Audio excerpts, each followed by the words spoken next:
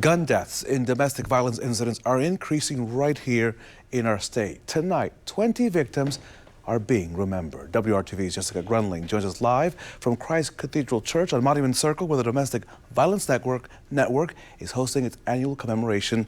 Good evening to you. Hey, good evening, Raphael. October is Domestic Violence Awareness Month. Here at Christ Cathedral, the names of those 20 known victims will be read out loud and a candle lit in their honor. Of those 20 deaths, 15 happened here in Marion County from June of last year until June of this year. Tonight, people will hear from a domestic violence survivor. I sat down with her earlier today. She wants people to know the warning signs and where to find help.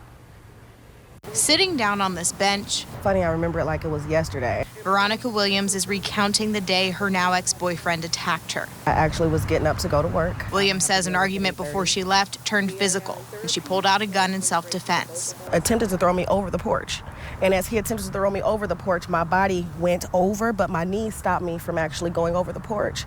And at this point, he was prying the gun out of my hand. My daughter comes out. She sees me going over the porch. She's trying to help me. At this point, he turns around and he points the gun at my daughter in her face. A traumatic experience in itself. Williams says what made it harder was not being fully believed at first. I'm scared. I just was attacked. My daughter was attacked. I almost just shot a man. I mean, my child is trying to come help me. As a mother, who wants their child to go through something like that? It's horrifying. She also knows she's lucky things didn't escalate further. According to the Indiana Coalition Against Domestic Violence, firearm deaths and domestic violence-related occurrences has risen by 23%. Having a gun present in a domestic violence relationship increases lethality by 500%. Kelly McBride is the executive director of the Domestic Violence Network. Domestic violence affects 1 in 3 women and 1 in 4 men, and we need to raise awareness and make sure that people understand that domestic violence is not a behind closed doors thing that happens, that this bleeds into our community.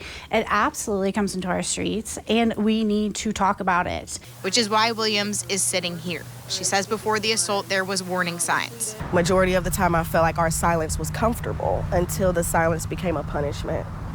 And I'm looking at what did I get myself into, why I live here, and it goes back to control.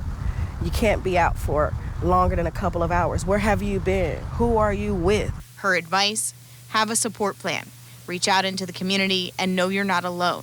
Lessons she hopes others and her daughter can learn. I hope that I just give her the encouragement to speak up and do something if she ever finds herself in a situation, to just get out of it and find help.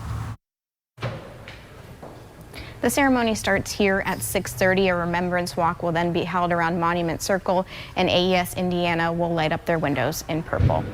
Live in Indianapolis, Jessica Grunling, WRTV.